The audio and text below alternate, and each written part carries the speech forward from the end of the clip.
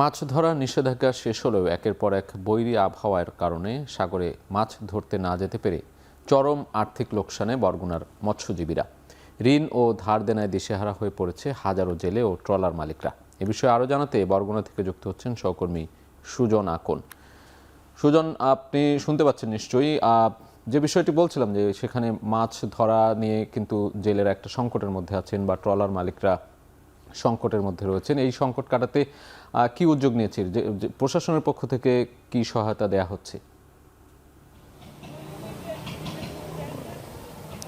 সাজিদ, আসলে গত 1.5 থেকে 2 মাস ধরেই কিন্তু উপকূলীয় জেলা বরগুনায় কিন্তু মৎস্য খাতে আর্থিকভাবে এক ধরনের ধস নেমেছে। এটি যদি বলতে হয়, অর্থাৎ দীর্ঘ 58 দিনের যে নিষেধাজ্ঞা সেটি শেষ হওয়ার পরেই কিন্তু ইলিশ সহ সামুদ্রিক মাছ শিকারের যে মৌসুম সেটি কিন্তু শুরু হয়েছে। কিন্তু এই মৌসুম শুরু হওয়ার শুরু থেকেই কিন্তু বৈরী আবহাওয়া, একের পর এক আবহাওয়া, আপনি জানেন যে এখনও বৈরী আবহাওয়া চলছে এবং এর আগেও 3 বার, অর্থাৎ গত মাস এবং এই মাসের শুরুর দিক থেকে প্রায় আরও 3 মাস থেকে শুরু করে এই মোট 4 বারের যে বৈরী আবহাওয়ার কারণে বারবারই জেলেরা সমুদ্রে গিয়ে আবার 2 থেকে 3 দিনের মধ্যে আবার সমুদ্র থেকে মাছ শিকার করতে না পেরেই কিন্তু আবার তীরে ফিরে আসতে হয়েছে। এতে কিন্তু চরম আর্থিক লোকসানের মধ্যে পড়েছে জেলে এবং ট্রলার মালিকরা। আপনাকে জানিয়ে রাখি, এক একটি সমুদ্রগামী ট্রলার মূলত 5 থেকে 7 লাখ টাকার বাজার, বিশেষ করে তেল, বরফ সহ অন্যান্য যে খাবার যে এগুলো কিন্তু কিনে কিন্তু তারা 10 থেকে 15 দিন পর্যন্ত সমুদ্রে অবস্থান করে। কিন্তু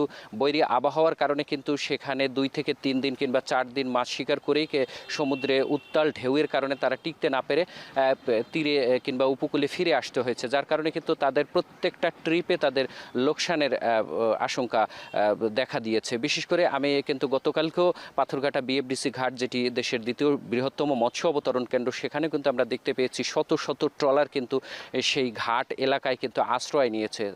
সেখানকার যারা ট্রলার মালিক কিংবা ব্যবসায়ীরা রয়েছে তারা বলছে যে গত বছরও এই সময়টায় এই বিএফডিসি ঘাট যেখানে বেচা বিক্রিতে সরগরম ছিল, সেখানে কিন্তু এই বছরটায় একেবারে মাছ নেই বললেই চলে। এমনিতেই সমুদ্রে মাছ নেই, অন্যদিকে বৈরী আবহাওয়ার কারণে তারা বেশ কিন্তু লোকসানের মধ্যে পড়েছেন। আরেকটি বিষয় আপনাকে জানিয়ে রাখি, গত 2 বছরে কিন্তু ইলিশ সহ সামুদ্রিক মাছের আহরণ কিন্তু অনেকটাই কমে গিয়েছে। 24-25 অর্থ বছরে বিএফডিসি ঘাটে কিন্তু 2 কোটি টাকার উপরেও রাজস্ব আহরণ হলেও কিন্তু সেটি 25-26 অর্থ বছরে সেটি 50 কোটি টাকার 50 লাখ টাকারও কিন্তু বেশি কিন্তু এখানে রাজস্ব আদায় কম হয়েছে। সব মিলে কিন্তু মাছের যে ঘাটতি, তার কিন্তু প্রভাব পড়েছে জেলে এবং ট্রলার মালিক সমিতির কিংবা মালিকদের পক্ষে। এই ছিল আমার কাছে বরগুনা থেকে সবশেষ। বরগুনা থেকে যুক্ত ছিলেন সহকর্মী সুজন আকন।